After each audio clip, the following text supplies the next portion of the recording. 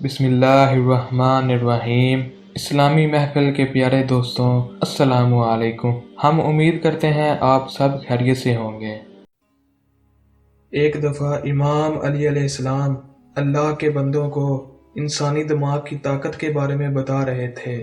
اس دوران ایک شخص پوچھنے لگا، یا علی، کیا ایک انسان دوسرے انسان کے بولے بغیر اس کے دماغ کی بات سن سکتا ہے؟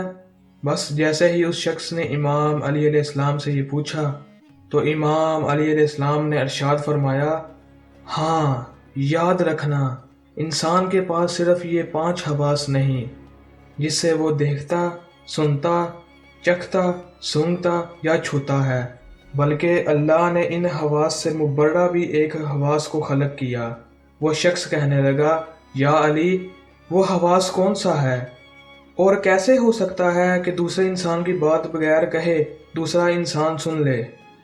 امام علی علیہ السلام نے فرمایا، یاد رکھنا، جب انسان اپنے دماغ میں کسی چیز کے بارے میں سوچتا رہتا ہے تو اس سوچ کا اثر آس پاس کے لوگوں کے دماغ پر پڑنے لگتا ہے، اور یوں ایک دائرہ قائم ہو جاتا ہے اور دوسرے لوگ اس سوچ کے اسیر ہونے لگتے ہیں، اور وہی سوچ گھر کے ماحول، محلے اور انسان کی شخصیت پر اثر کرتی ہے۔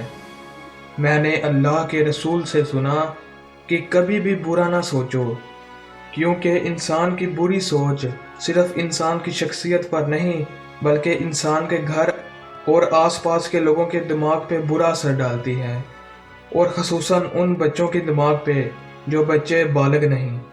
کبھی بھی اپنے بچوں کے سامنے اپنے دماغ کی بری سوچ کو اپنے دماغ پر حاوی نہ کرنا۔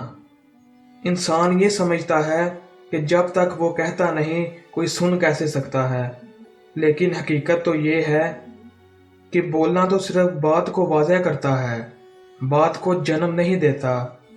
اللہ نے انسان کے دماغ میں ایسی طاقت عطا کی جو کسی بھی چلتے ہوئے دماغ کی خیالات کو معلوم کر سکتی ہے۔ اس شخص نے کہا، یا علی، اس طاقت کو کیسے بڑھایا جائے؟ ہر کسی کے خیالات کو کیسے سمجھا جائے؟ امام علی علیہ السلام نے فرمایا، یہ طاقت تقویٰ اور پرہیزگاری سے بڑھتی ہے۔ یاد رکھنا، اپنے نفس کو پاک رکھو اور جتنا ہو سکے حاضر دماغ رہ کر لوگوں کے احساسات اور جذبات پر غور و فکر کرو، اور اللہ کے مخلوق کے درد کو اپنا درد سمجھو۔ جب بھی کسی انسان کو دیکھو تو یا علیمو یا کلیمو پڑھ کر پھر دیکھو۔